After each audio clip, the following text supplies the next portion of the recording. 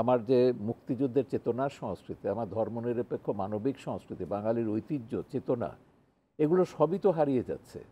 কিন্তু জামাত যতক্ষণ সক্রিয় থাকবে বাংলাদেশে মুক্তিযুদ্ধের চেতনায় কোনো কাজ তারা করতে দেবে না। এইটাই হচ্ছে তাদের প্রধান টার্গেট, যে মুক্তিযুদ্ধের চেতনার বাংলাদেশকে ধ্বংস করতে হবে। আপনার মনে আছে 2001 সালে ক্ষমতায় আসার আগে জামাত বিএনপির একটা ইফতার মাহফিলে খালেদা যে উপস্থিত ছিলেন, গোলাম আজম মোনাজাত পরিচালনা করছেন, সেখানে তিনি পরিষ্কার বলছেন যে আমাদের 71 নয় 47-এর চেতনায় ফিরে যেতে হবে।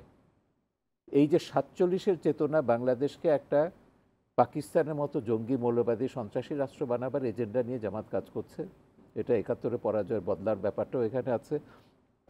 আমার ছবিতে এবং রিসেন্টলি আমার একটা বইও আছে পাকিস্তানের ওপর, সেখানে জামাতের প্রতিষ্ঠাতা আবুল আলা মওদুদির পুত্র হায়দার ফারুক মওদুদি, যিনি একজন ইসলামিক চিন্তাবিদ পাকিস্তানে এবং জামাতের একজন কট্টর সমালোচক, তার পিতার কট্টর সমালোচক, তিনি তথ্য প্রমাণ দিয়ে বলছেন বাংলাদেশের জামাত ইসলামী পাকিস্তানি জামাত ইসলামীর একটি শাখা মাত্র, এবং পাকিস্তানে জামাত ইসলামী পরিচালনা করে পাকিস্তানের আইএসআই।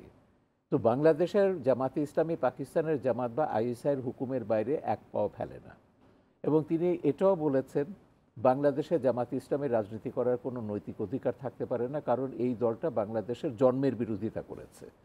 হায়দার ফারুক বলছেন যে এটা রাজনীতিতে, বাংলাদেশের রাজনীতিতে জামাত হতে জারজ সন্তান, সে তার পিতৃত্বকে অস্বীকার করেছে। বলে পিতার সম্পত্তিতে সে তাহলে মালিকানা দাবি করে কি করে, বাংলাদেশের রাজনীতি করে কি করে। তারপর তিনি সাবধান করে বলেছেন যে তোমাদের প্রধানমন্ত্রীকে বলে দিও জামাত নিষিদ্ধ না করলে তার যে এত উন্নয়ন কর্মকাণ্ড কিছুই থাকবে না, তিনি নিজেও বাঁচবেন না।